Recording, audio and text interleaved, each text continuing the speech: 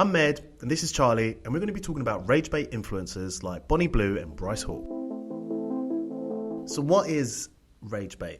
So RageBait content, typically, there's a couple of definitions for it, but I would say the most classic definition will be when content creators, influencers, purposefully create or manufacture content in order to annoy people and therefore increase engagement. So whether that's going out of their way to create tension in public or filming themselves in, again, purposeful confrontational situations or coming up with really, really hot take opinions, doing so in the notion, this is going to piss people off and therefore they're going to watch it and engage with my content more. And this isn't like a new concept. RageBait content has been around for ages. Even when you look back at kind of the early YouTube scene and things like clickbait titles and people using the most random thumbnails in order to try and like anger people in the comments. It's not a new concept, but I think with social media and specifically TikTok, it's reached kind of new heights and it's now become one of the most popular forms of content because obviously the algorithm kind of rewards high engagement and rewards that type of craziness and therefore we see more of it and therefore we're fed more of it and kind of the cycle continues. Does it kind of fall into the category of like bad press is still good press because it's like pushing you?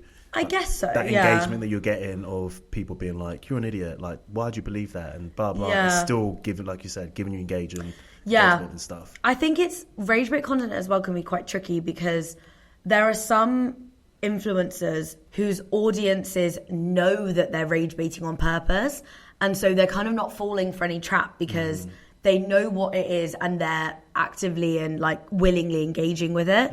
And then there are some people who hide the fact that they're rage baiting and will do it and not kind of be transparent about the fact that they're doing it for a particular reason.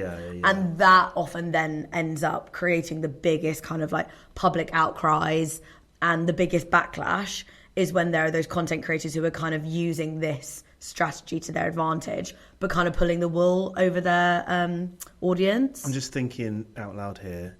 Piers Morgan could probably fall into that category, right? Yeah, definitely. But I would probably argue that the biggest rage baiter online right now is Bonnie Blue. Oh, for sure. I think, honestly, I mean, we're going to discuss her as a whole, but just kind of for context, this morning, I literally saw a video while I was getting ready to come into work at like 6 a.m. or whenever it was. And it was Bonnie Blue for an interview with Metro, I want to say. And she was very openly admitting that she rage baits and that she is kind of feeding into the rage bait strategy, which I thought was quite interesting because, I mean, for context, anyone who doesn't know who Bonnie Blue is, which I'm sure is probably very few of you at this point. She's been everywhere. She's everywhere at the moment. She is literally. Yeah. She is an adult content creator who has like an OnlyFans account, very big on socials. She's kind of become known for a few different things, but I would probably say that the thing that she's most well known for online is her community work. Her civic duty, as it were. To help students become more confident. Yeah, to help what she likes to call barely legal 18-year-olds have sex with them and help them on their travels and journeys into adulthood. And sometimes their dads. I mean, let's slow our rollers because there's a lot that we can get into in this one. Sorry. But I mean, I don't know, what was the first Bonnie Blue video that you ever saw? Do you know? It was, I actually see an article about her doing this student stuff. Okay. But the first video was a queue of men and she's asking, would you rather have 2 minutes with me or pass it on to the next person? Double it and pass it on. Yeah, and then someone was like... We love a TikTok trend queen. Literally, trending adjacent. So that was the first video and I was like, wow, she's really on job. And I didn't know how real it was until they have another interview afterwards. And then she's like, cool, how was that 2 minutes? Yeah. And he's like, oh, like fully gives them like a review. Yeah. But yeah, she's been plastered everywhere. Everywhere I look, she's on there. She's been doing a lot of podcasts recently. Yeah. I think basically, so yeah, she got really famous. She started popping up in a lot of news publications like Unilad, Lad Bible, like all of those ones, talking about how, she was living in Australia, and then she's also been coming over to the UK and doing like tours of the UK, where she goes to different universities, colleges, and basically gives out her address, and these students will flock to her hotel room, and she gets them to sign a consent form or whatever, and they do the deed on camera, and she puts it on her OnlyFans. Who's watching these videos? Everyone, apparently. This is what I mean, though. Everyone. And I think with her, do you know what I mean? I want to preface this conversation, obviously. The sex work industry deals with a lot of stigma as it is, and a lot of exploitation. And sex work is incredibly valid and like a completely honest and valid way of work and earning money. You get that money. No, Sorry. But because I don't want this conversation or any conversation regarding Bonnie Blue to go down that avenue, because there are a lot of women who are doing this and I would argue are not exploiting themselves nor others. However, with her, first of all, there's the whole age thing. Like, the fact that she's being very public and open about the fact that she's targeting and more interested in younger boys. When you're 18, I'm really sorry, you are a child. Like, I know that you're legal. I'm not saying that she's doing anything illegal. Of course she's not. But it just feels wrong. And if it were a man seeking out 18-year-old girls who had just started university, we'd all be wanting him to get on some form of like list. No, like, and it just feels seedy. I also find her attitude at times to be quite condescending and a bit icky. I don't know. Like, it's a really difficult one because obviously I'm not in her position. I don't know what her life story is. I don't know what she's like, obviously, behind cameras. And so I don't want to jump to conclusions, but I just find her to be quite irritating.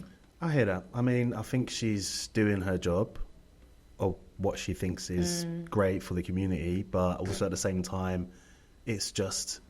It'll be interesting. It'll be interesting to see what she actually says she was lying about for her rage baiting. Well, so this is the thing. I don't know if it's a case of lying. It's more in the sense of what she was saying in the interview with Metro, which I thought was quite interesting, was she will take those hate comments and then use them to help her title her videos. Oh, really? And so, for example, there was a petition that people have started signing to get her deplatformed. And at the beginning of one of her videos, she had a screenshot of the petition. Brilliant. So she's, I know. She's smart. From a like, business mindset. Which I think her team is her, herself, and her. Really? Honestly, you have to give her a bit of business savvy credit. And she knows how to work the platform. She knows how to get her videos having these engagement. Which it is interesting to I bet at university, at one point there will be a module on Bonnie Blue, or some form of case study. Oh, well, I mean, I don't doubt she'd say no. She loves an interview, bless her. Yeah, that's true. She does love, because I mean, she's been on a lot of podcasts, kind of like we were saying. She was on GK Barry's podcast. Yeah, that was big. That was a really big thing. Obviously, love Grace, friend of the show. Love Grace. We love Grace. And what I do actually quite like about Grace is that she's a very...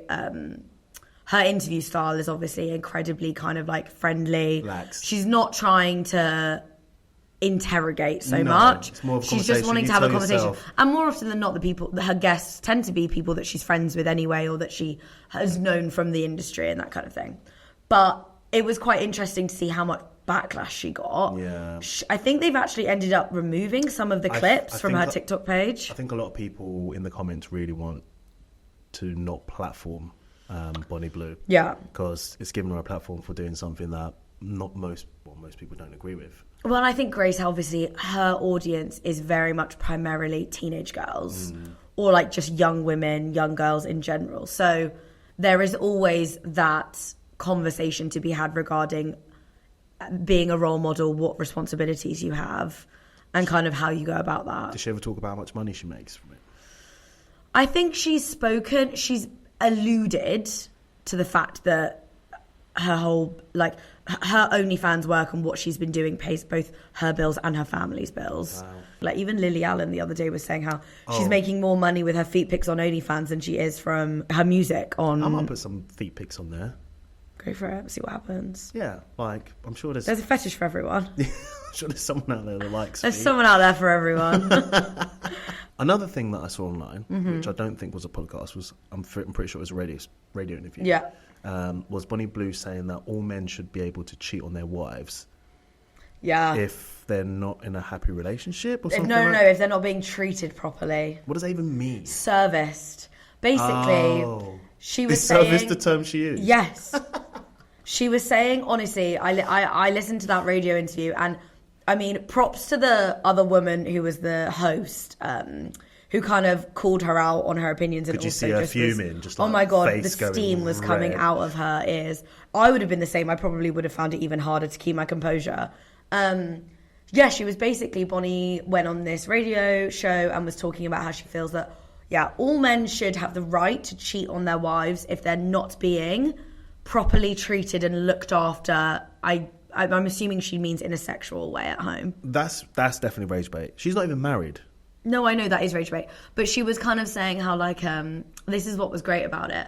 She went on to kind of say, like, yeah, I mean, when you go home, the wives are whinging and they're just being so annoying, like, after the man's put in a hard shift. Like, sorry. That sounds like her posting her business cards out on the radio. Genuinely. And then she was kind of, it was quite funny because there was a caller that rang in and was saying, like, what's your address? I don't know. Well, no, she was like, I don't know how you can say this. Like, she was saying it's really giving pick me energy. And Bonnie was going, I don't need to be pick me. I've been chosen. I have been picked. She was like, I'm having, like, sex with all of these, like, dads and husbands. Where are you calling from? Your car? Oh. Honestly, she was going in. She was like, your husband probably pays my bills, so, like, that's fine. I wonder she was going in. I wonder if after, like, these interviews, they, like, shake hands and they're like, cool, that was my, like, skit or my character, like, I don't think Borat so. vibes, do you know what I mean? Like, at the end of it, he just goes back to normal. No. I don't mean, look, almost like a Paris Hilton thing as well. Literally, yeah. I don't know. There's probably an element of it. She definitely ramps up whatever she's saying when she's in those public forums because, like you say, as we now know, she's playing into the rage bait of it all. But or she's just saying that now because she's had so much backlash. That could also be a she tactical doesn't strike move. me as someone who would be inauthentic about that, though.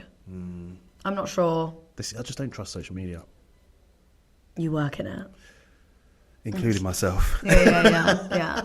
Talking about rage bait influencers, I think we should also probably discuss Mr. Bryce Hall. Do you know who Bryce Hall is? I have an idea because I've seen a couple of videos of it. He boxes. That's what I know. And is he friends with Jake Paul and stuff? They probably run in the same influencer circles. Yeah. But that's all I know of him. But I don't know much about his like socials and stuff. I just know that he does like the influencer boxing stuff. So Bryce Hall has been around for a minute. He's been on social media and has been content creating for almost a decade, I want to say. Wow. He started getting really, really big back in kind of the early TikTok days, so 2018, 2019. He always had a YouTube following. The dance days. He was a dancer. Yeah. Savage. Yeah. He went out with Addison Rae. Okay. Now she's a queen. She went one way and he went the other. Oh, God. But went out with Addison Rae for a bit. He was part of like, I don't know if he was a sway boy, I think. Is that like the TikTok influencer house? So there was like the hype house, but I think he was a sway boy.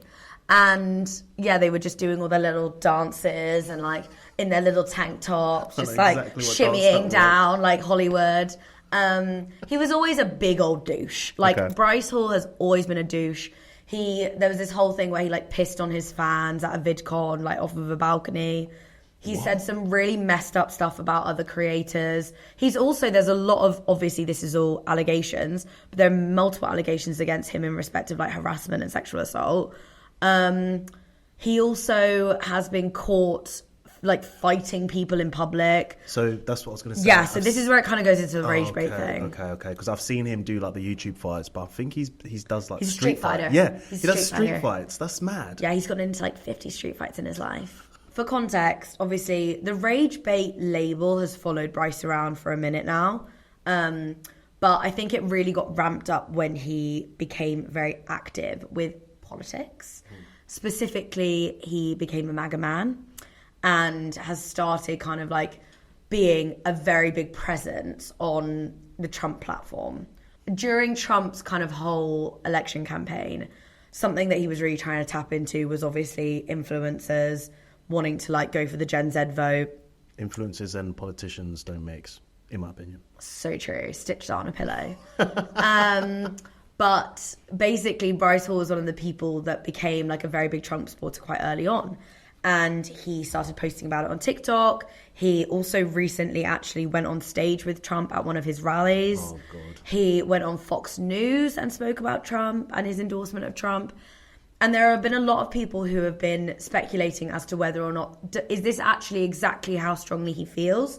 Or is he kind of leaning into the rage bait? It's a job. And it's also money. So yeah, so this is what I mean. So he's donated a lot of money to the Trump campaign. But I don't know the figures on this, nor do I know the like specifics of it. So I don't know what's real and what's not.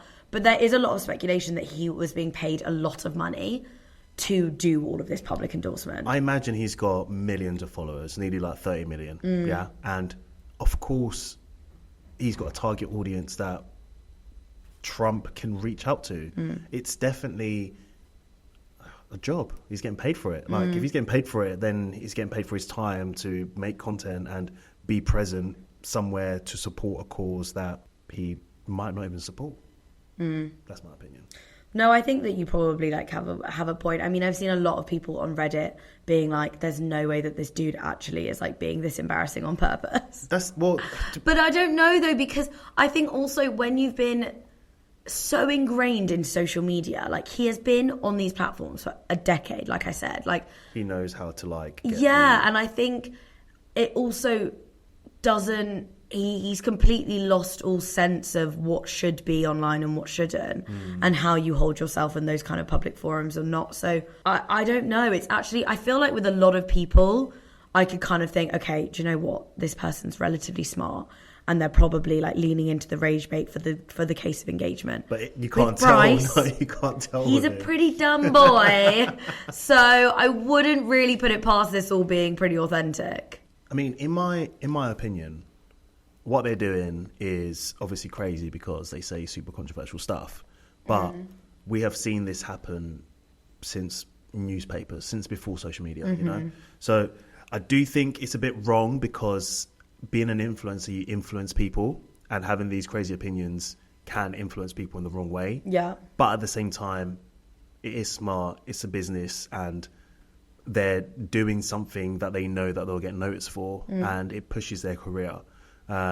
So although I do think Bryce is a bit of an idiot, and I think Bonnie, the stuff that she does is crazy, it's uplifting their business, and it's pushing them out there. Bonnie's in the Metro doing all this podcast appearances, getting paid. Same with Bryce. Should they continue doing it? Then I don't know. Like, it is what it is. I mean, Andrew Tate does that shit as well. I think the problem with rage bait, for me, it's less even about like their ability to push, like promote themselves. I think for me, with that whole kind of content, is where then does it become the limit of what we label as rage bait? Because there are some people that are very obviously engaging in that, but then that kind of is social media for you. You're not going, we can't then all of a sudden turn around and be like, okay, prank content is banned because it upsets people. Yeah. Or because like that one person, like obviously there's a line to everything, and I think that's why I personally don't think that you can have like blanket opinions or blanket kind of regulations on the whole thing.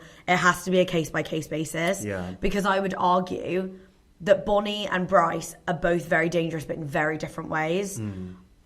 Bonnie Blue, yes, of course, what she's doing potentially could be argued is encouraging young women to look at themselves maybe in a bad way, or also probably encouraging a lot of young men to objectify and exploit women in ways that they shouldn't, which is very, very bad. Bryce Hall very publicly endorsing Trump and speaking the way that he does, while he has every right to, is also terrifying because he has such a massive platform and audience, and Donald Trump is a convicted criminal and should be in prison as opposed to in the White House. So there's so many different ways that you can look at it. And I think deplatforming is a pretty bold thing to do in general. Like, who decides who should be on the platform and not? Because there are a lot of people, like, they always get back on. Andrew Tate was banned from Twitter X amount of times. He got let back on. Yeah, Trump was banned like all of these people have been banned and then either let back on or have found other ways to promote themselves. Yeah. There is always if these people exist, they will always find ways, of course, like to get to their audiences. And I think the rage bait thing is not so much a trend, but it's just a way of like promoting yourself. So I don't think it's ever going to stop. I don't think they need to be deplatformed. I just think that people need to take everything on social media with a pinch of salt. No, I agree. So, and that's with every conversation. If it's with sports, if it's with drama, if it's with anything, it's not actually true. It's just the internet, though, for you. But that's exactly, that's just the internet. So fair play to them for being able to surf the internet really well. But at the same time, like, just take everything with a grain of salt. There's obviously different levels of rage bait content. And so I think what it comes down to often is figuring out whether or not something is going to create a discussion and a debate online, or whether it's actually going to be dangerous and toxic for specifically young people to be witnessing. Yeah. And I think what's difficult is actually figuring out what that line is, because like we've said so many times before, like, this is the internet. Really, really messed up crap lives on the internet. And I don't for a second think that the internet is like, it's completely impossible to regulate and we should just allow all of this kind of like grossness and horribleness and like hate speech. Obviously that shouldn't be allowed to continue to fester or grow on these platforms. However, when do you then start judging other smaller factors of that, and how do you deal with that? Yeah, for sure. I mean, look, you're allowed to have your opinion, but when your opinion is actually hurtful and comes across as if you're attacking a group of people or attacking someone, then that's the line that has to be kind of like marked down. Yeah. For me, I don't think, for example, with Bonnie Blue, I don't see the dangerous side of her going online and talking about how all men should be able to cheat on their wives. Obviously, I don't agree with that, and obviously I don't want that opinion being shared about. But that's going to exist, and there will 100% be other people out there who feel that way. As messed up as it is, Yeah. What's dangerous about her is the so much interaction with young boys and like that whole kind of like normalizing this idea of like taking their virginities and it being like a community service. That's what I have like a problem with. Yeah. And that's where the rage baiting starts to feel quite insidious. Oh, good word. Thanks. But what do you guys think? Where do we draw the line when it comes to rage bait content? Let us know in the comments below.